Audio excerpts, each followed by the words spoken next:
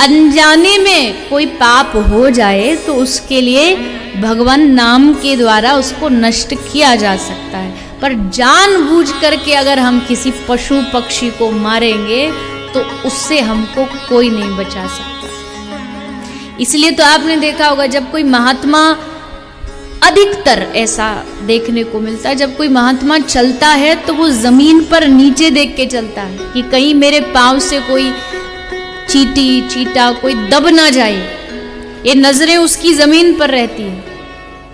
संसारी जब चलता है तो घमंड में सर ऊंचा करके चलता है, और संत जब चलता है तो सर झुका के चलता है।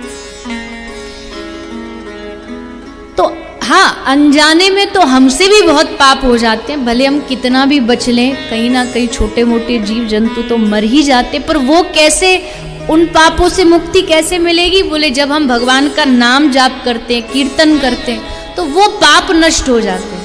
वो भी तब होते हैं जब आप भजन करोगे, भजन नहीं करोगे तो इनका भी परिणाम भुगतना पड़ेगा। और अगर जानबूझ करके पाप किया जाए तो उससे भयानक दंड तो और क्या प्राप्त होगा। जानबूझ के किसी पशु को मारते हैं हम, किसी पक्षी को मारते हैं। आजकल के समय में देखो, जहाँ देखो आजकल लोग छोटे छोटे शहर ले लो, छोटे गांव ले लो, बड़े शहर ले लो, घर घर में आपको लोग अंडे खाते हुए नजर आते हैं, और उनको लगता है कि ये सब खाना पीना इससे क्या होना जाना है, और उनको भोजन ग्रहण करके अपने सात्विक समझते हैं, और फिर कहते भी हैं कि अरे ये तो इसमें अभी तो कुछ है ही नहीं, अभी नहीं है, लेकिन यही तो आगे चल के एक जीव का निर्माण करने वाला है।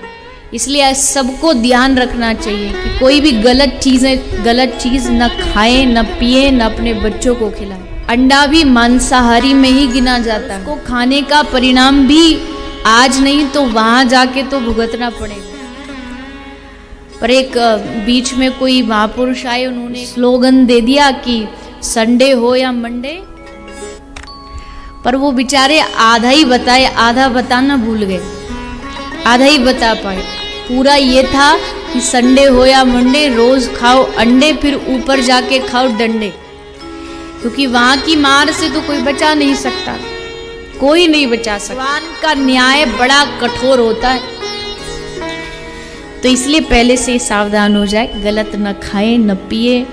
आप कम से कम जो लोग भागवत आज सुन रहे हैं वो लोग तो गलत खाने पीने से एकदम दूर, किसी भी प्रकार के गलत आहार को आप न खाएं, और अगर खाएंगे तो उसके परिणाम को भुगतने के लिए तैयार रहिए।